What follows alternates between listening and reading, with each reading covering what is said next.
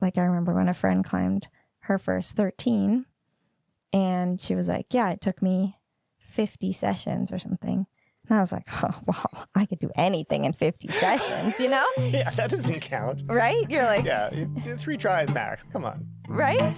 And then at one point I thought, I wonder how hard I could climb. Well, it turns out she can climb pretty damn hard. Hey everybody, welcome to another Icebox session. My name is Sean Cassidy and we are in conversation with Nova Scotia rock climbers. Today's guest is Samantha Peverill. Samantha started climbing at the tender age of 3.5 on what she calls that dirty little cliff in Bedford, also known as Eagle's Nest. Last year in 2024, Samantha impressed a lot of people around here and surprised herself, I think, by repeating most of the 513s in the province. She talks about her motivation to start trying harder and to not be afraid of failing. And we also get into her recent approaches to training, which has made her stronger and more resilient. This was truly a fun and inspiring conversation for me. I hope you enjoy it too. So what do you think? You gonna be okay? I'll survive. This is good for me. Get me out of my comfort zone. Well, welcome to the Icebox. Where do you find your motivation? I think in order to be motivated to like try hard, trying hard is something I've always struggled with. I need to have like a goal, like an actual project. And that's not, projecting is very new to me. Like the last 2-3 years, maybe. I'm training for the first time really ever. And it's working. Cool. Cool. What are you doing to train then? What does your training look like? And this has become kind of a theme. I sort of say I don't train. I pretend not to train. Yeah. I don't, because training to me feels like, okay, you're lifting weights and you're doing pull-ups and things. So I never do that because that's not very fun. But, you know, I like to keep a base of climbing fitness, and that's what I do in here. And you're writing shit down, and you're like going into sessions with a goal. So to me, that's kind of like training. Okay. I don't know. I mean, yeah, for a really long time, I would just go out and like kind of climb whatever, top rope the same, like routes, just to be like out with friends, like just to be outside. And yeah, and then at one point I thought, I wonder how hard I could climb. Like, if you tried. If I tried. Like, if I got on the same climb more than 3 times. Like hard climbs. Like when I'm away somewhere. And so, yeah, one winter, Jody and I did like a group training through Training Beta. So Okay. it was like a 6-week thing. You had a coach. And I can't remember, it was a group of like 10 people or something. So you had like your own kind of training plan, but every week you would like meet with this, or like virtually meet with this group, and she would go over like a topic for that week. So maybe it was like resting, like learning how to rest properly, or yeah, that's the only one I really remember. Resting, I like that. That's part of my training plan. Yeah, that's a big part of your time in the Icebox. That's right. Yeah, a lot of sitting. But yeah, I like didn't have any. I wish that I had known some of the. I've always been a very intuitive climber, but there's all these things that you can, stuff. Yeah, that you can actually like teach someone. You know, I don't know what these things are either. See? This is very cool. That's the thing. Yeah. So it's like, you know, if you want to, this is neat. Be reaching, you should be like twisting your hips, I think, right? Yeah, and like reaching with, you know, you should have the same foot on as like the arm that you're reaching with. Right. And it's like, yeah, I do that intuitively, but some people don't, and you can just tell them, and then they can do it. And it's like when you're clipping, you should always have like one hip into the wall instead of being like froggy or like something else. Like there's all of these like, trick mechanics, like physics things that people know. So have you ever worked with Heather Reynolds? I mean, she wrote a book on this years ago. No. And she's been coaching and teaching here for many years. Well, I never wanted to be coached. Yeah. Because I didn't want to work hard. because I didn't have any goals. So no, I never did. So why? There's so many interesting things that you're talking about here. Because God. well, for one, I'm an intuitive climber as well. Mm-hmm. And I've learned some of these little tricks, but I've always just preferred not to, or almost believed that there wasn't real tricks to it. It's just Right. like you kind of work it out when you work on problems. So that's interesting. So we should talk about that more. But what about, so before you got into projecting or really getting sucked into something, why is it, do you think, that you weren't interested in climbing more than a route more than a couple times? Were you self-sabotaging in some way, do you think? I just thought that if I can't do it on my third go, I can't do it. Like I didn't understand like route specific strength, I guess. And like the value of actually like, because I also have a terrible mind for beta, partially, I think, because I'm an intuitive climber. So it's like you don't even know I've really been practicing it for the last couple of years, but like, how do people even remember beta? Like, you're like, okay, grab the cramp. Like, which cramp? Grab it how? How do you, like, I can't write that all down. I do. But what do you call them? Do you give them little names? Like, grab Alfred the cramp. I draw sketches. You draw So, like, sketches of you a know- whole climb. Well, the crux parts, like sins and transgressions, Show me. for example. Show me where I've drawn it. Yeah, where are these sketches? My book's inside. But yeah, sins and transgressions. Mm-hmm. Have you got that yet? Yes. Good. So that the lower crux is crazy intensive beta for me, and I would always forget it. Right. So I have that section is very clearly sketched and from memory where the little bumps are and where the foot's going, or because you know where it slips and Right. right. So, I mean, you don't draw the whole route, but I would definitely sketch things out. That helps me remember. I'm more of a visual memory person. And do you sketch it out at the crag? No. Do you hang on the rope? No. Well, Just how do you remember? well, if you can't remember, like my memory's short, but I'll be, dreaming about it when I get home for a day or two. So, Yeah.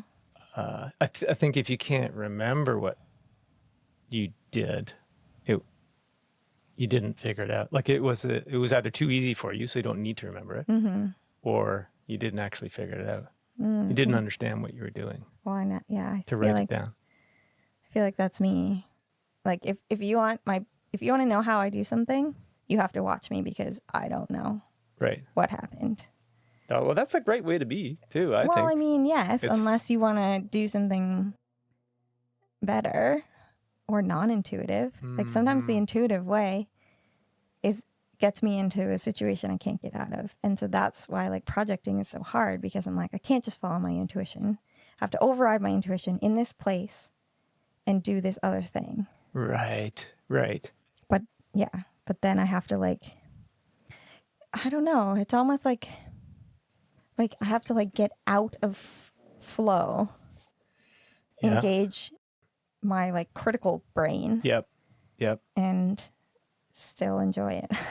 Yeah. Right. So it took a while for you to convince yourself that you would enjoy that process, because Yeah. like it's a totally different way of climbing.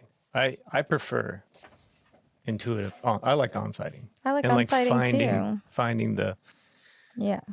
breaking the beta and just kind of visualizing your body as you're in it, and then, I have, when I projected, or even that big day I did at First Face a few years back, there was very specific beta that I was trying to remember, and I'd done those routes so often, I was climbing sort of by memory. Right.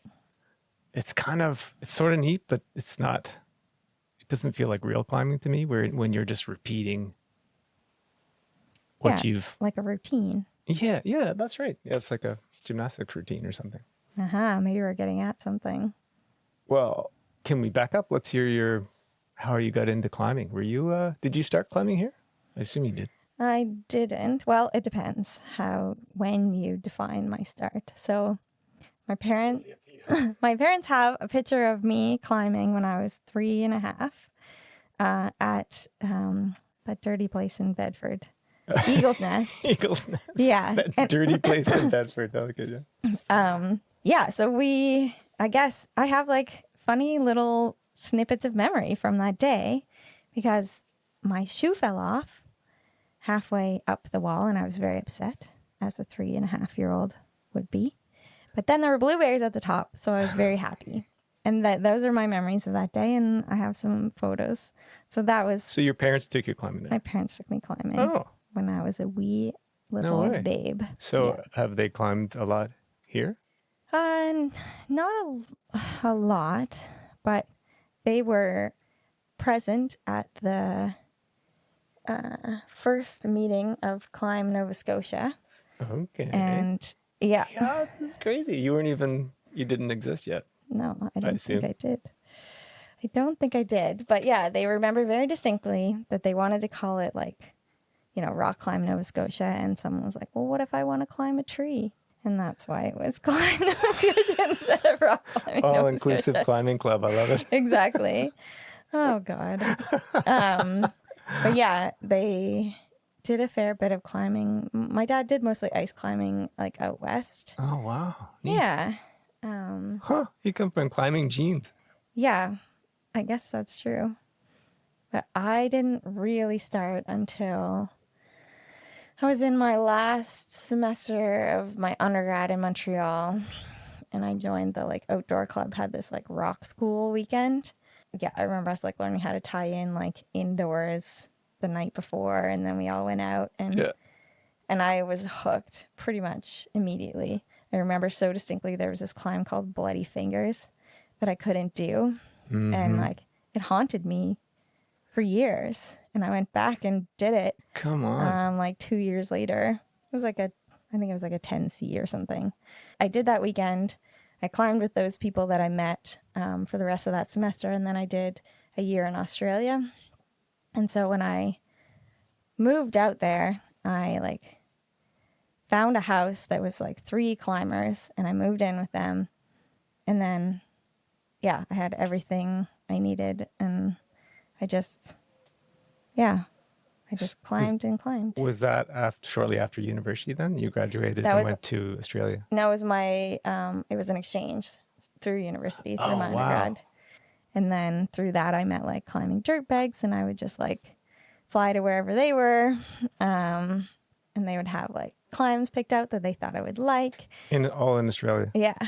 Yeah. Wow. So I was super spoiled. I've always been super spoiled. And then I came home, started climbing here. It was back in the original Ground Zero days. Oh, Ground Zero 1. So there's two versions of that gym for people that don't know. Right. Yeah. This was the Pod of Pain version. Oh, yes. Yeah, very much like the Icebox, actually. Yeah, actually very much like the Icebox. Kind of a tight space. You had to climb up to it. The first people I met were Adam Benjamin, Luke Buxton. So I started climbing with them. I mean, I guess I've never really given it up. But it does compete with Ultimate for the season and my energy and time. Yeah, so you and I have crossed paths here and there over the years, but we don't know each other well. And the things I know about you are your addiction to climbing, frisbee playing, and you love cats. Yeah, those are all accurate. Yeah, right? That's all you need to know. Tell us a bit about the frisbee stuff. Were you doing frisbee on the weekend in Ottawa? Yeah, I was in Ottawa. Yeah, frisbee is a funny beast. It becomes very all-consuming because it's a team sport.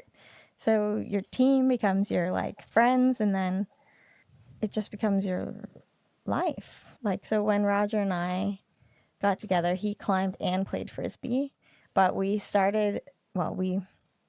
evolved into this team called Who Wants to Party. Did Roger name this team? I don't know if I think I could see him naming that. Yeah. But we were the perfect balance of party and also nice good at ultimate, but Nice. never taking ourselves Yeah, too yeah. seriously. That's the best combo. Oh my God, it was so good. Yeah. So we were a mixed team, and we like traveled, and Roger and I would like tack on like climbing trips. So we would like went to this tournament in Maine, and then we would like go to Rumney at the same time, or like, you know, we had tournaments in Moncton and we'd go to Wellsford, and we just like even when we were on our big road trip, we picked up with a team from Seattle in Vegas for this tournament. Just like the night before, we're like, oh, there's a tournament happening. Like maybe there's a team that needs people. And so, yeah. And in Chattanooga too, we played. So, Wow. yeah. So you guys the teams are probably stoked to have you guys join, because I'm guessing you guys are pretty good. Yeah. And we play very different roles. Like he's a very good like thrower. Mm-hmm. And I am a very quick runner. Not So surprised. like Yep. even just the two of us, like as a pair, we were big point scorers. Oh, right. Yeah. He would throw and I would run. Anyway, why are we talking about this? But yeah. Because I asked about Frisbee. So yeah, Frisbee takes up time and energy. Because like, How does Frisbee relate to climbing, or does it? Is it totally opposite, complementary in some way, or? it's pretty opposite.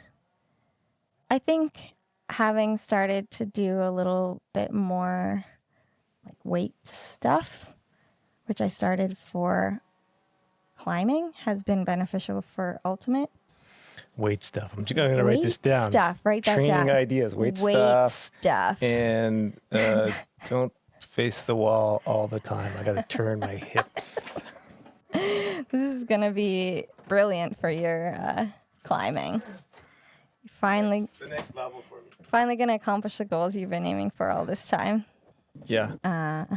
So I went to see, took a course from Heather Reynolds a few years ago, because I was trying to get my game on, you know. Yeah, This was, trying to bulk up.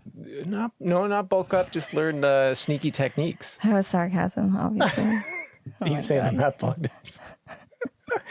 And it was kind of fun, but so there's a small group of people, most of them were little kids. And so she said, someone get on the wall and climb. And so I climbed like super smooth and got through these things. Like, this is awesome technique, right? And then Heather immediately points out all the things I'm doing wrong. He's like, see how he's like full frontal and he's like 3 points of contact or whatever. Yeah. So, yeah, I need some more checks. So weights, huh? Weights. Yeah, weights.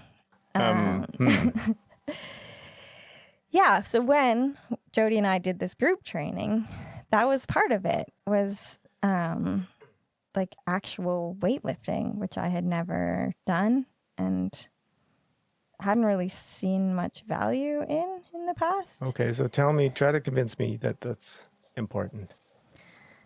So for me, it's been most important for injury prevention.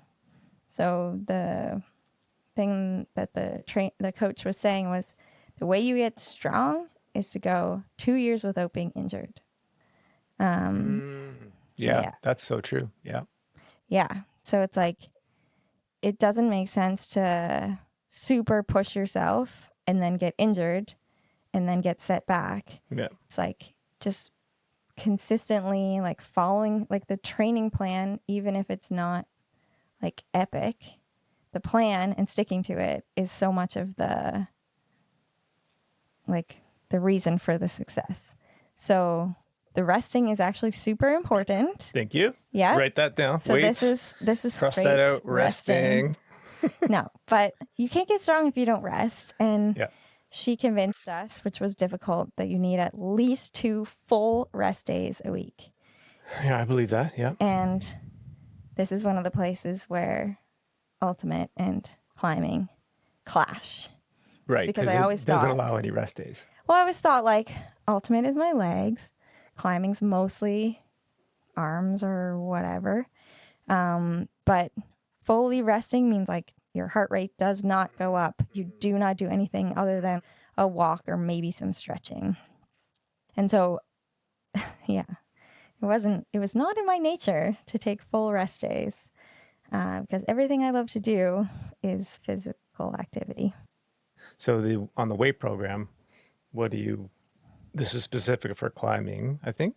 The It training was, program you and Jody were doing? yeah, it was specific for climbing. Yeah. So what were you doing with weights? Well, we were doing a lot. So, like bench press was super, like the kind of the usuals, like bench press, deadlift, back squats, and then also like Bulgarian split squats, which are evil, and like more kind of one-sided things. So like, like the one leg deadlift. So like kind of trying to deal with all of your Stabilizing muscles. stabilizing muscles Yeah. and like things that you do to compensate for weakness. Yes. Yes. So yeah, there were just all these muscles that weren't doing what they were supposed to be doing. Like my glutes, for example. They just didn't want to Yeah, I do think their everybody job. has weak glutes. Yeah, it was like a real problem. And so weak glutes was like, then my knees were hurting. And so, like drop knees and knee bars and anything knee related was really painful. But it was just because I have a lazy ass. Give me more things to write down. Because my knees are a little titchy. Yeah. And it's so rarely the actual knee. How did you notice the benefits of that training on your climbing? When and how? So the weights were great, but I think the thing that she made us do, because she was virtual, was taking videos of ourselves. Yeah. And so there were all sorts of different exercises, and mostly they were done on the kilter board because that's like consistent across. Like, so she knew what the route was at the angle. Mm-hmm. Yeah. So one of the things we had to do was,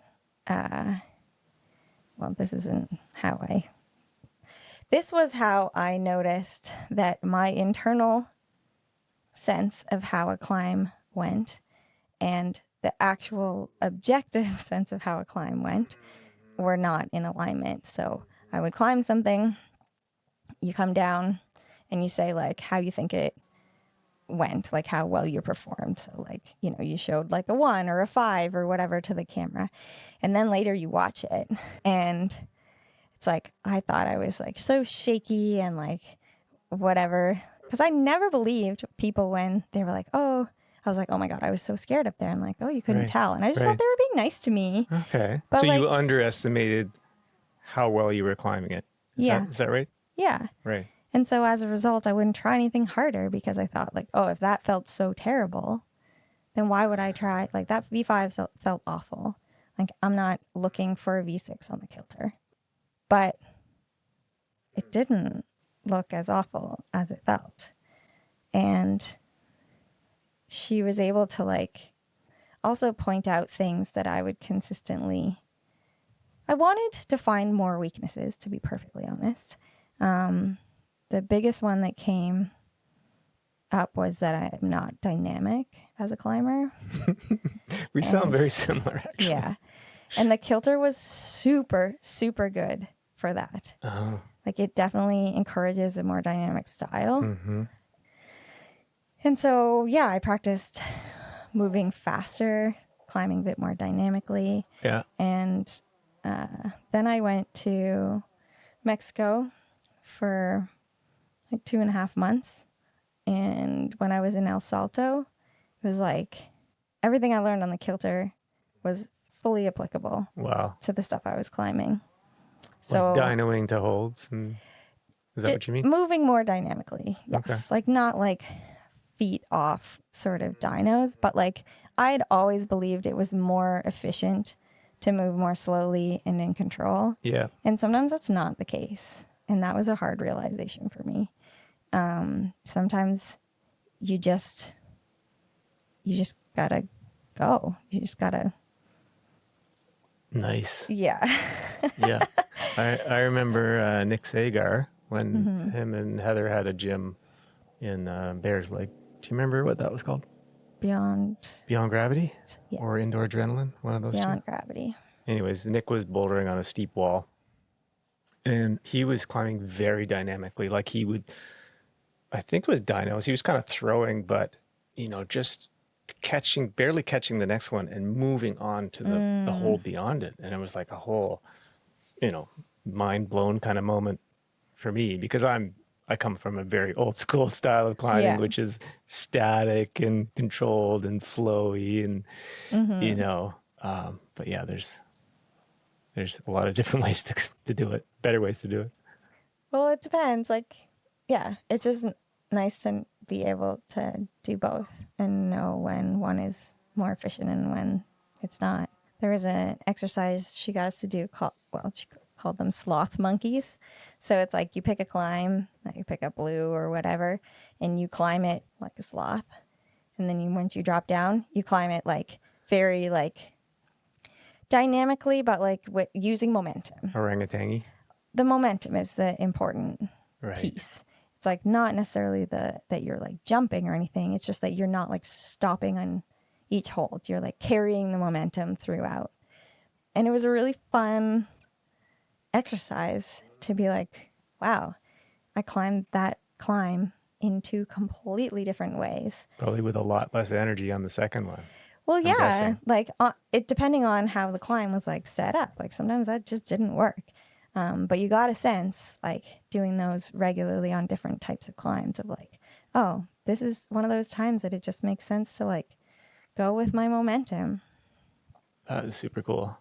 Yeah. So it's just like little things like that. I didn't overhaul my entire way of climbing or anything like that. But did you feel stronger? So you talked about the video referencing helped you, I guess, have confidence that you could climb harder. Yeah. And the kind of the more dynamic approach helped you in El Salto. What about the weights that you're talking about, those lifts and stuff? Where did you really notice that? I mean, so the weights and the hangboarding, I'd never done any hangboarding before, and doing it in a way where someone was like telling me what to do was super helpful. So yeah, again, like on that Mexico trip, like my fingers just felt so strong. Very cool. And so, yeah, I was just being stronger made it easier to get to feel like I had endurance, if that makes sense. Yep, absolutely. Yeah. So like the endurance came quickly because I was using less energy to do each move. I always think strong fingers is like safety. I feel safer when my fingers are really strong because you can hang out longer. You don't panic. So therefore you don't, get all pumped out and you're relaxed. So no, this is inspiring. So right now, do you have a training program that you keep up regularly of all those things? What are you doing? And maybe it's a different seasonal thing. Maybe this is a winter thing. I don't know. Yeah, mostly I try and train in the winter. I think the thing that's really interesting about climbing as compared to other sports that people like train and climb and is that we don't have obvious like peaks and valleys, especially people who climb indoors a lot. Like people are trying to like peak all the time constantly when you're climbing. Yeah. And it's just not possible. So it's in the summertime when I'm just climbing a lot outdoors. Like I try not to do any training because it's not the time to like get stronger in that way. So I did a lattice training. They have this like self-guided one. They make the program for you. So you tell them what you want. You do some testing. So they give you like 12 weeks of training and you put it in your schedule. Like what, they give you guidelines like don't do this on the same day as this. But that was actually super helpful for finding some weaknesses that I didn't exactly know about. So pull-ups, I'm really bad at pull-ups compared to like people who climb my grade. Yeah. Me too. And then this one was like, okay, your fingers are strong enough, but my open hand was terrible. Oh, my open hand's good. like half crimp, I think I could add like 40 pounds or something and hang in on like a 20 mil for 10 seconds. I couldn't hold body weight with open hand. Isn't that crazy? Wow. Like, how did that even come to be? So yeah, That's neat. Yeah, you're dependent on that one way of yeah, crimping. Although for me, I open end everything now, just because of historic that's what people pulley say. ruptures. And I'm terrible. Like sometimes you have to like bear down and crimp, and I don't have what I used to have. Yeah. Yeah. Well, I didn't even, before I did the training with Jody, I didn't even really know Yeah. Sure. what grips were. Like, they were like 3-finger drag. I was like, I don't know what that is. Like, I had to look it up, and like, I was like, I don't really get it. And so, yeah, one of the things I really liked with that training was little things to add to your warm up. So it's like, okay, while you're climbing this one, do it all open hand, or do it all 3-finger drag, or, you know, like, so you're like tuning into different things. Or, you know, like, there's this thing where you like look at the hold and then you look away and put your foot on it. Okay, cool. Or you put your foot on it and you're not allowed to adjust. Like, or things like that. So I thought those were all little games to like make warm up fun and like kind of tune in to the stuff that like maybe you just do unconsciously, like half crimping everything apparently. Yeah. And my pinch strength was super weak. So I started working on that, and that was super helpful in El Salto, where there was like lots of tufas. So yeah, I have been finding little things to work on, but really so much of it was just not being willing to try hard. And now that you feel stronger, you're more willing to try hard? Or you've got over that hurdle and... Yeah, I got over that hurdle. Yeah. And I'm willing to fail. Yeah. Because to back up way earlier in the conversation, you said that when you were traveling a lot, you would basically on-site everything, and you're climbing every day and keeping fit that way, which has always been my limited recipe, right? Yep. Climb a lot, rest a lot, yeah, keep climbing. And then you would come home and you just sort of chill with friends. So yeah, you were never really failing. No, it's never been something I've been very good at. But people who like get places in life are good at failing. Yeah. Like failing the right way. So you're more comfortable with failing now? Yeah. Why? I don't know. That's a really good question. Maybe, I don't know, maybe I've just gotten more confident in being a human and being good at some stuff and not good at other stuff, and willing to put in the effort, and maybe it gets you somewhere, maybe it doesn't. Mm-hmm. Yeah, I think in other areas of my life, I've started to see the value in working hard.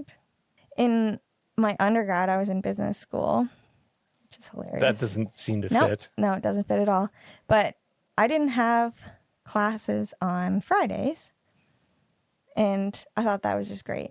And then my roommates were in engineering and like biology and all these things, and they were working so hard, and I thought it was so silly. And then looking back, it's like I didn't learn anything because I took such an easy route.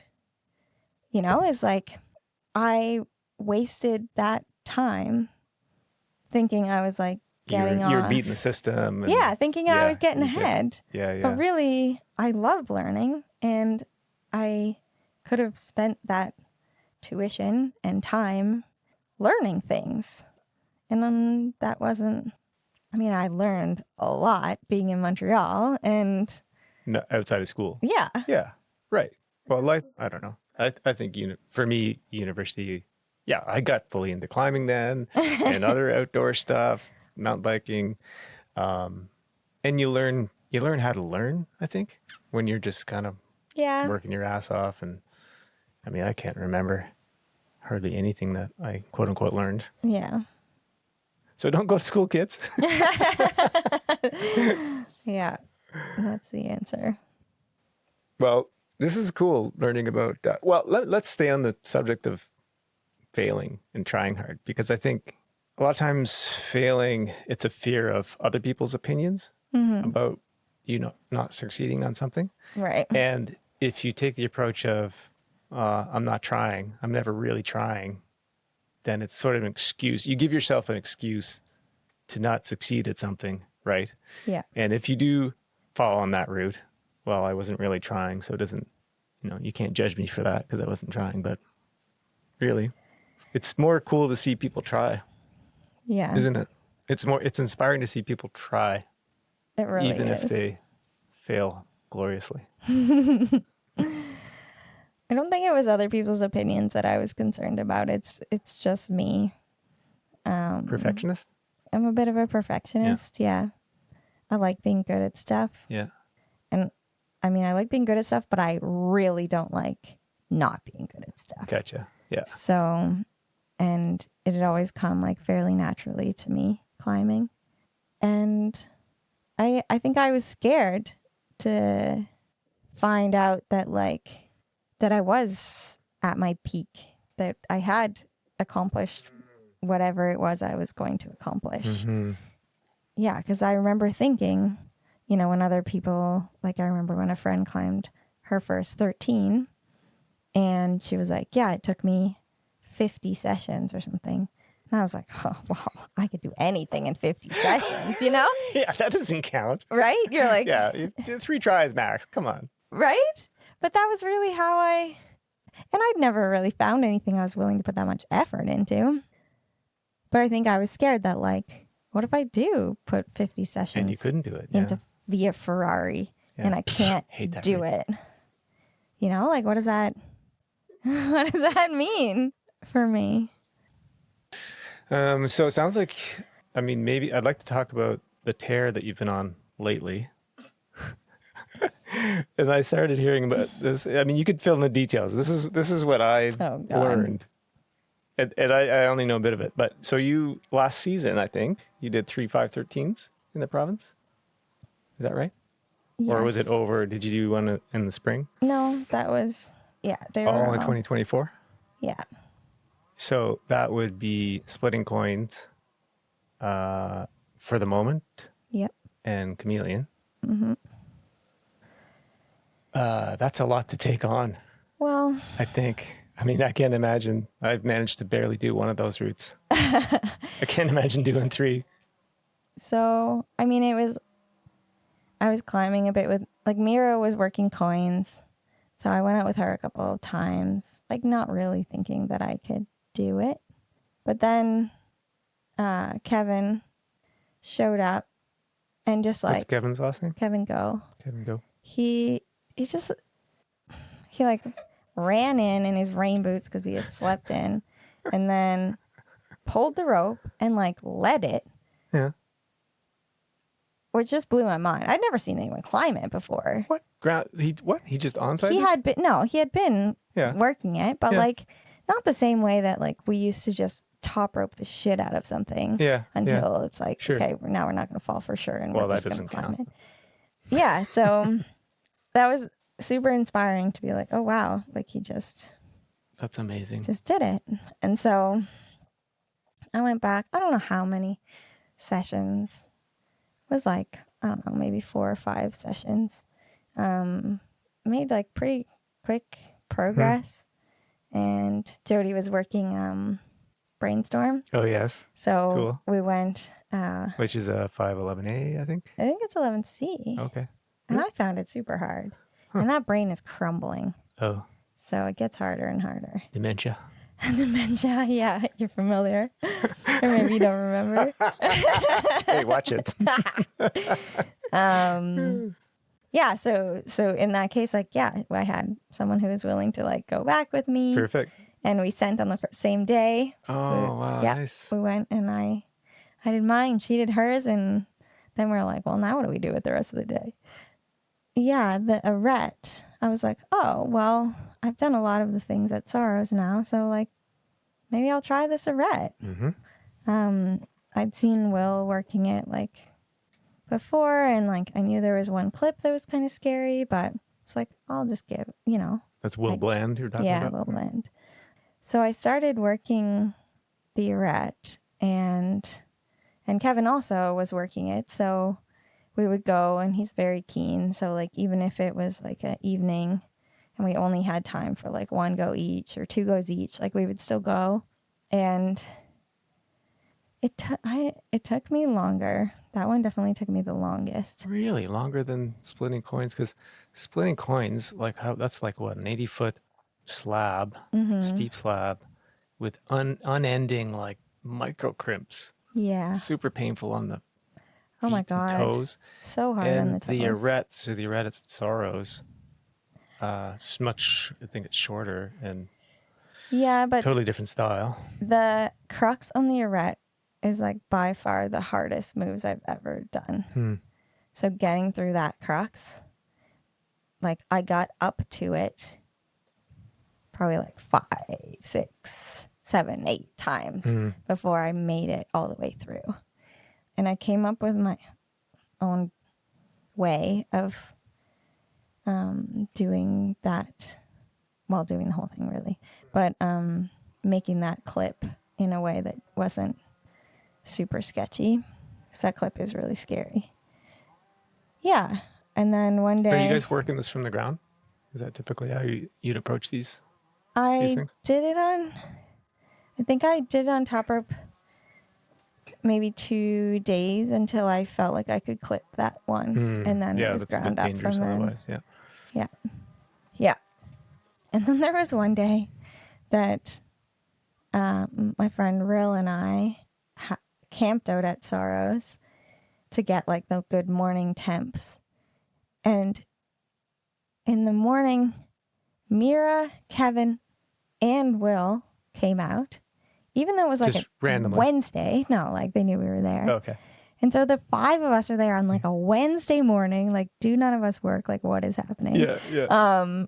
And we had a blow up boat.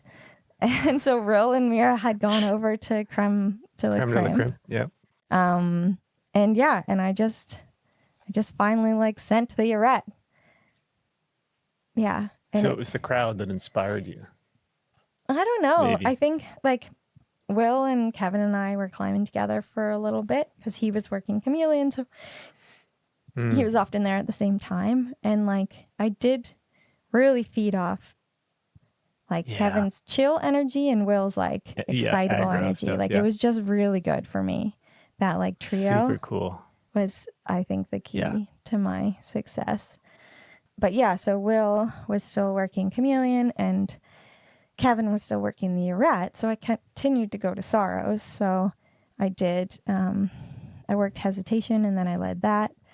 And then, so hesitation breeds chaos. That's like what are we calling that? 11C? 11C. Trad line. Very thin. Yeah. Very thin. I mean, the gear's kind of there. It's a little small. Yeah. Tricky. But yeah, I did that. Mira and I both did that. Yeah, she told me that. Yeah. That was exciting. Nobody died. And always a good thing. Yep. So I'd done that, and then I was still supporting the others, and so I continued to go to Sorrows. So then I started getting on chameleon, and I figured out the middle really quick. Figured out the top fairly quickly. Like, I think the second session I had the top sorted. And then it was just a matter of putting the bottom together, which I didn't believe was possible. It's a bit of a reach to get to that right hand, that right finger hold, or you jump to it like Will Sardi's doing these days. No. And then I think it was like maybe the third session, I figured out a way I thought would work. 4th session, I did the move. And I was like, well, I got to go to the top now because I don't know if I can ever do that move again. Nice. So yeah, then it was done. Cool. Yeah. I felt a little bad because Will Bland was in Japan at the time. Yeah. And I'd only been like getting on it to like work it together, you know? Oh, so you sent it before him? Is that what happened? No comment. Yeah. And I was like, do I tell him? Do I not tell him? He's fine. He would have been stoked, I'm sure. Yeah, he was very stoked for me. Yeah, and he sent it this spring early, so. Yeah. Yeah. Awesome. Well, that's Were there other big sends last season then? I mean, nothing big. I did Funkenstein or Stein or whatever. Dr. Funkenstein, yeah. Yeah, I was pretty happy with that one. Because I really struggled the first couple of times I got on it. That's another 11C-ish route at Columbus Wall. Yeah. Yeah, I think that's it. That's pretty good. Yeah, it was a good year. So from a numbers point of view, like when I started climbing, 513 was the top grade anywhere. Yeah. And you, with focus and projecting and all the training that you kind of built yourself up to, snagged 3 of them in 1 year. I think that's super impressive. And it's inspiring to I'm glad. and I'm sure to many other people. I tried to keep it on the down low. I know you. Yeah, I know. That's kind of your style, which is admirable. Yeah. Yeah, Will was like my hype guy. Your hype guy, your Yeah. PR guy. Yeah. I can't remember, someone congratulated me on sending coins, and I was like, who told you? I was like, Will. Oh my God. Yeah. So what about, do you ever think of your role as a female role model to up and coming climbers?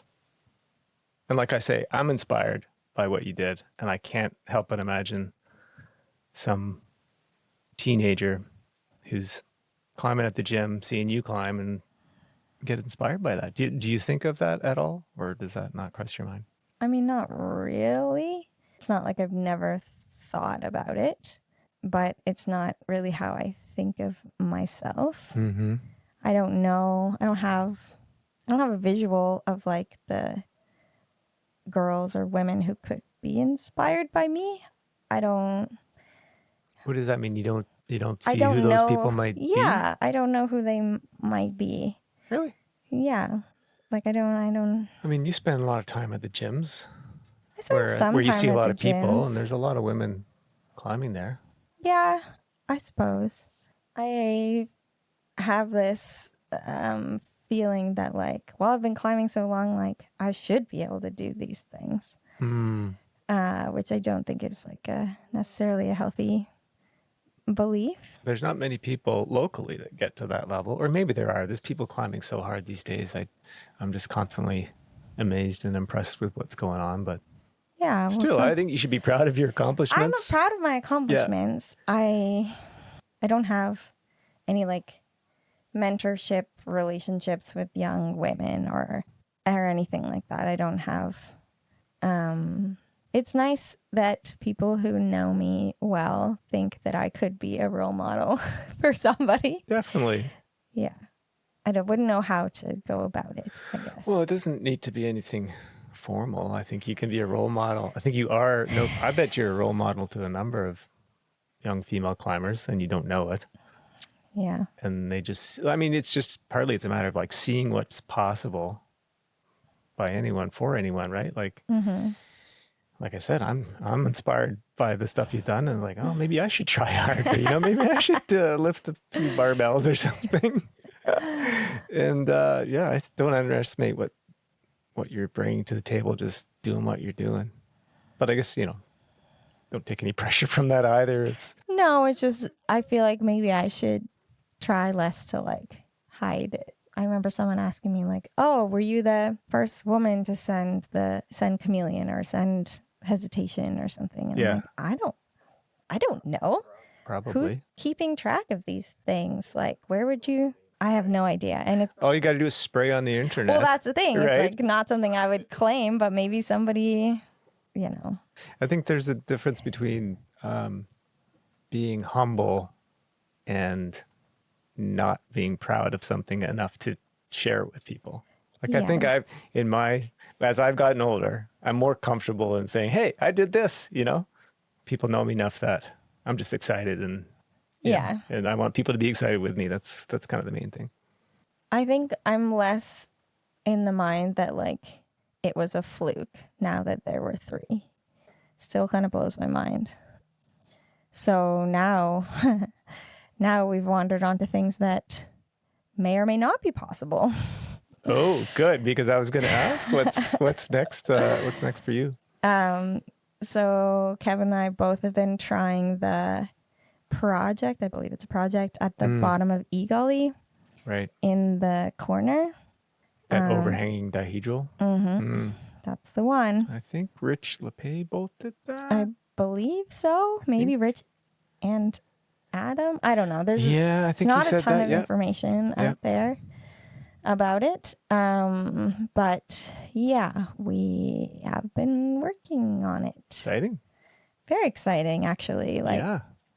You looks like you're making a little bit of progress. You see some possibilities? I do see some Because when you first mentioned that route, you were like, it's not going to go. It's not happening. But now you seem a little bit more optimistic. Well, yeah, there's one gap where no moves have been made. Right. But I more so believe that it's possible now.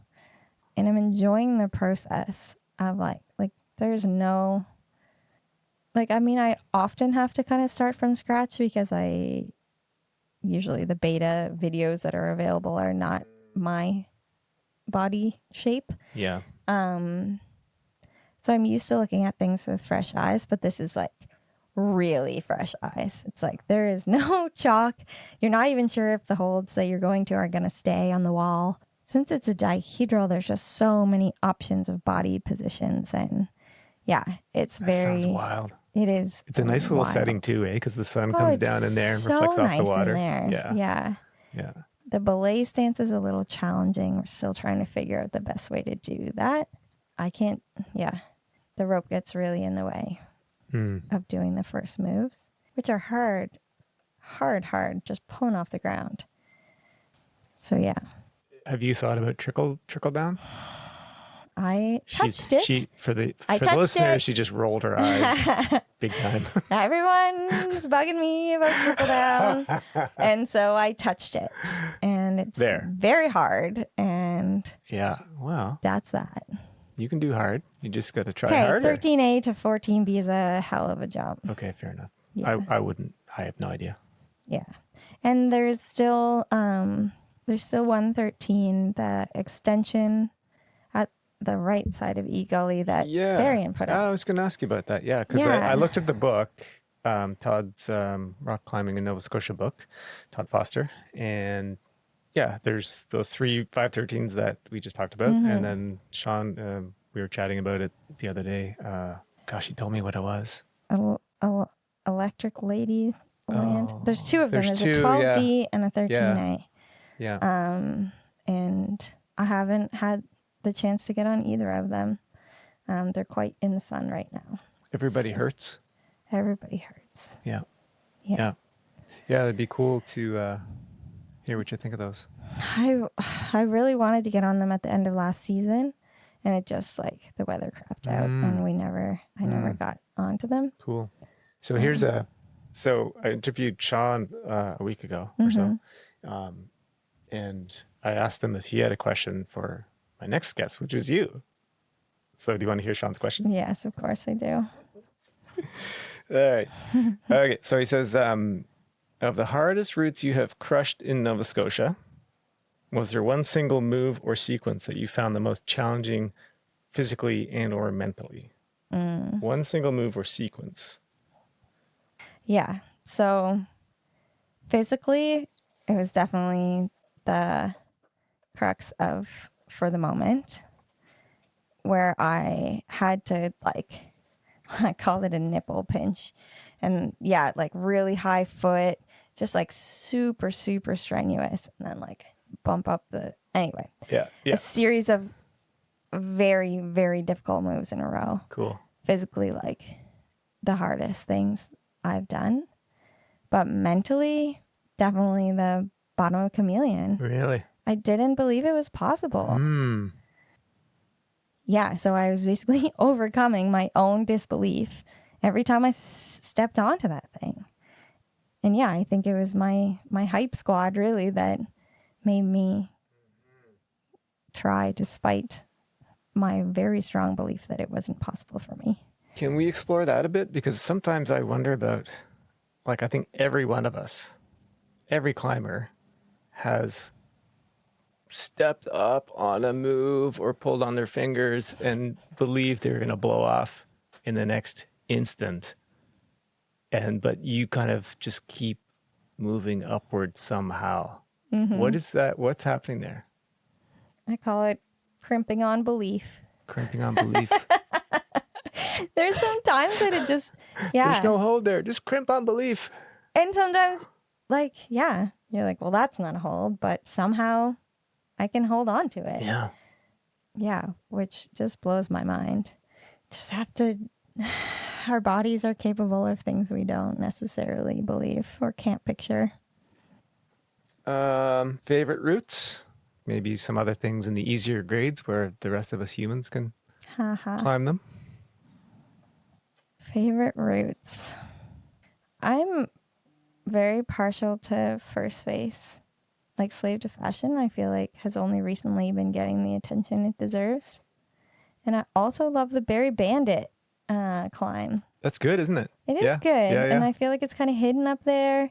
And people don't climb it all that often. It's good. Yeah, I like that route. I really like it. Yep. I think it's super cool. Blue Sky Mining I got on recently, and I loved it. Oh, this is so good. People get, like, I'd only heard bad things about it. And so I'd never gotten on it. That's the thing. I've, like, gotten on the same Did you clean it? You must have over and scrubbed over it. again. No, I didn't scrub it. I just climbed it. There's lichen growing on the bolt. It was awesome. It was so cool. Awesome. Really neat. Sean and I were just talking about this on the last podcast. Blue Sky Mining? Yeah. I mean, it was the first route that he bolted in the province. I couldn't believe people talk so much smack about it. If you want, you can bring up a piece or two. So it's not hard climbing. You just got to scramble over, clip you a gotta bolt, scramble and you're up, good. and you got to make sure that you're careful what you're pulling on.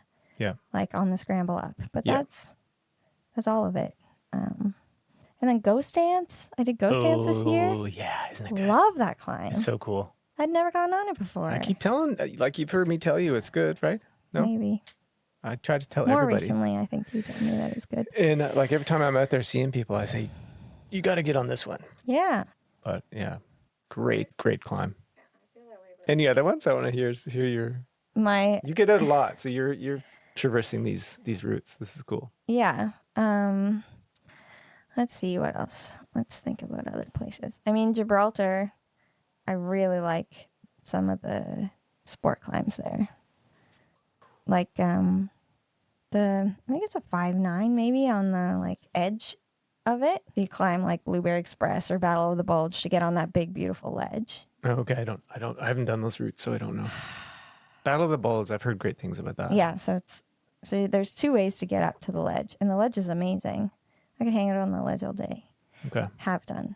And then if you go more straight up, I think it's a 5.9, and I love it. I think it's so cool. Okay. And then the second pitch of Battle of the Bulge is also super cool. I think they're both like awesome. I have to go to Gibraltar. Yeah. Well, you said that you would go with me. I guess we're going. Yeah. Cool. So yeah, both of those are really cool. I've had a newfound appreciation for Sorrows lately. Doing the Russell. Love that climb. I mean, it's refresh my brain again. trad overhanging crack 10D to the left. Like to... Oh, yeah. Steve Bruce put that route up? No idea who put that. So the route far up. left end. Yeah. Yeah. That's a painful crack. It's amazing. I love that Well, crack. you have crack gloves. I have crack gloves, yeah. Yeah. Yeah. Get with the times. Oh, I know. I'm excited about climbing cracks with crack gloves now. Yeah. Because that crack is painful. I imagine it would be if you didn't have crack gloves. I watched Steve Bruce climb that for the... I don't... It was the first ascent. I don't know if he onside-ed it, but right. He was kind of wigging on it a little bit, you know? Yeah. And he just fought through it and got up it. And I said to him, like, I'm so impressed you did that. Like, how did you do that? I said, it looks scary. And he said, he's more afraid of failing than falling. Ooh, that's good. Yeah. Yeah. Hummingbird Boogie. Mm-hmm. Also at Sorrows. You like that one? I do. I haven't been to Sorrows for a long time. Well, I 15 years really probably. stopped. I really undervalued Sorrows. Yeah, just because we'd go there so often. Right. But I wouldn't get on all the things. So like And now you're on the things. now I'm on all the things. Super cool. Yeah, there's still a couple of things to be put down there. What I'm just thinking, you seem to be comfortable. You do all forms of rock climbing, it seems to me, right? You're in the gym, you're pulling plastic, you're sport climbing, sending the hardest sport climbs we have. You're trad climbing. I know you and Kevin are now working out on routes at Crow's Nest, for example, like full on steep overhanging cracks. What do you think about style differences, or people that are maybe afraid of trying another style, or what attracts you to the different ones? I didn't like I've come and gone from trad climbing over the years, but I like the puzzle of it. Like I don't know. I guess I just was ready for that additional challenge.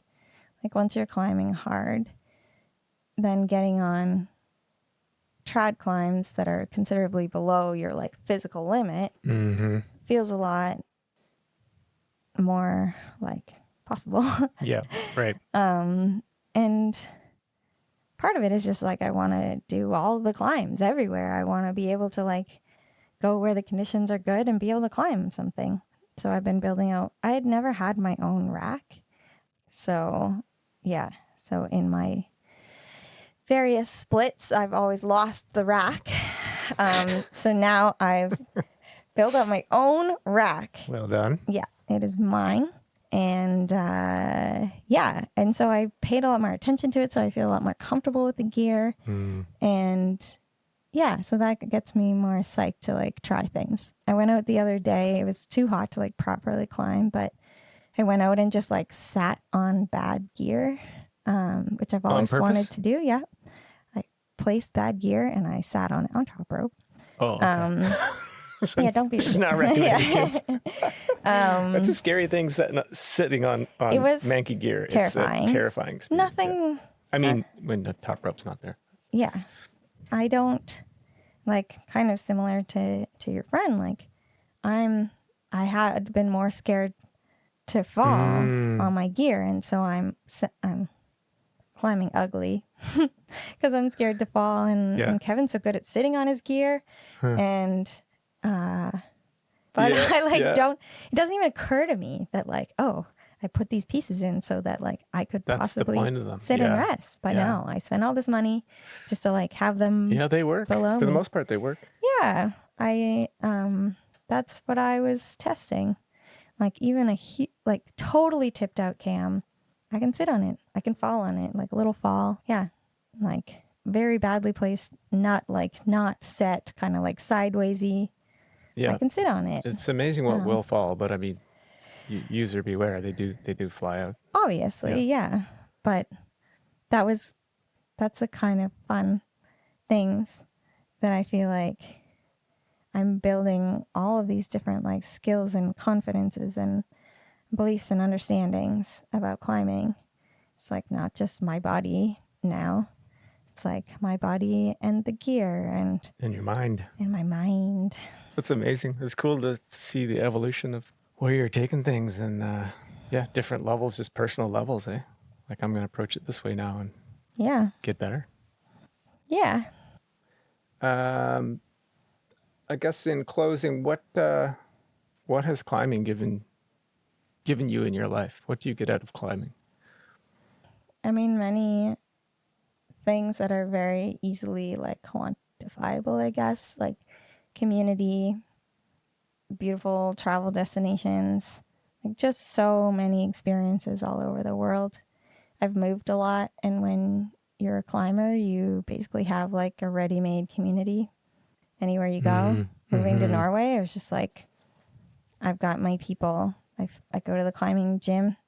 I show them that I can climb. And they're my friends, and they take me to the cliff. So it's like a tribe. It's like a universal. Yeah, tribe. And Ultimate's somewhat the same, but I feel like climbing is even more so. And like generally, climbers are like generally outdoorsy people who have often like similar values to me, at least like as a starting point. But the term identity comes to mind. You're scared of that word? Yeah, I am. I mean, my identity is like a multifaceted thing, obviously, but like I don't just climb, like I am a climber. Like that is how I think of myself. And I think it says a lot about me as a person.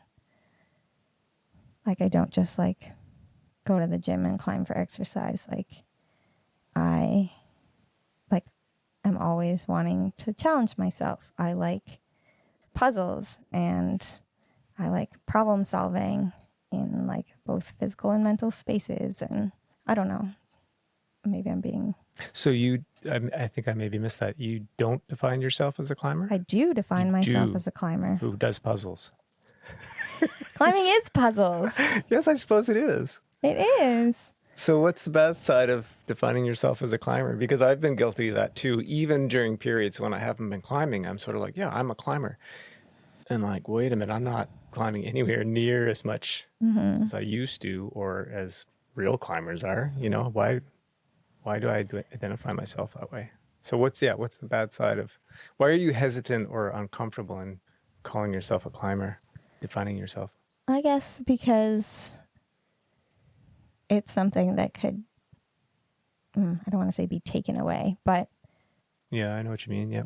Like when I was younger, like I identified as a gymnast. I did gymnastics. That was my life. Right. And when I couldn't do gymnastics anymore, I was very lost. I mean, I was also like 15, so I think not many 15-year-olds are super like grounded in who they are as a human. I don't know, maybe they are. But so I guess I'm scared to define myself by something that isn't like forever guaranteed. I don't know, maybe that's weird, but No, I don't think it is at all. But like a climber who isn't able to climb, like what do they do then? Yeah, who are they? Yeah. You know? Like I was a crazy cat lady and then my cat passed away and then I'm just a crazy lady. Crazy climbing lady. Throws frisbees. But yeah, I don't know. No, it's an interesting question. I was talking to a friend yesterday, actually, and she was sort of lamenting not climbing as hard as she did previously and feeling like the community defines someone's values in terms of how hard they climb. Mm-hmm. Is that a real thing, or is that a perception that we, an insecurity that we put out there? Because I think that's what you're getting at, isn't it? Yeah, partially. Yeah, it's like the difference between doing and being. Like climbing is something that I do, but I define myself by it. But it's like, it's not actually an intrinsic part of who I am, if that makes sense. I think there's some truth to that insecurity, that the community values how strong you are, how well you climb. But I don't think it's the whole picture. I think the community still values people who get out, people who give back, people who are engaged and kind. And yeah, I don't think strength is the only thing that climbers value. So yeah, I mean, there's that element of trying hard, regardless of what you're able to do.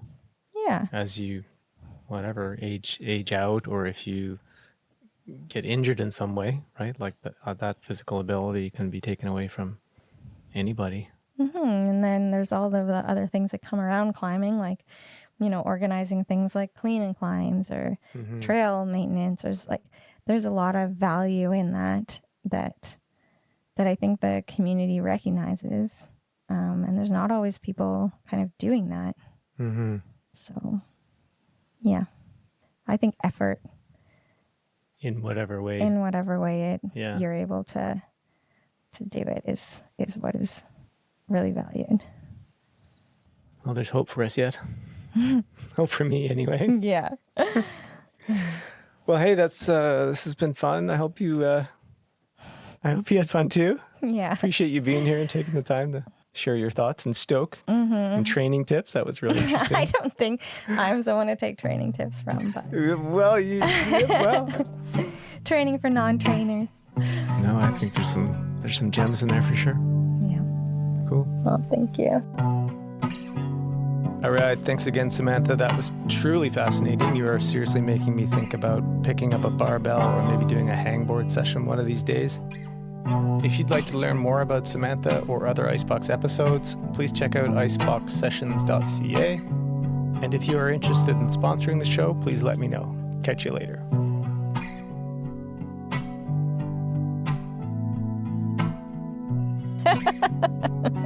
I got to hang with you guys a little bit a month ago, maybe. And I saw Jody send her Slave to Fashion project, which she just looked like she was hiking it. I know. So good job, Jody. What are you training for? What am I training for? Yeah, where do you find your motivation? I'm Surfing? doing the interviewing here. Oops.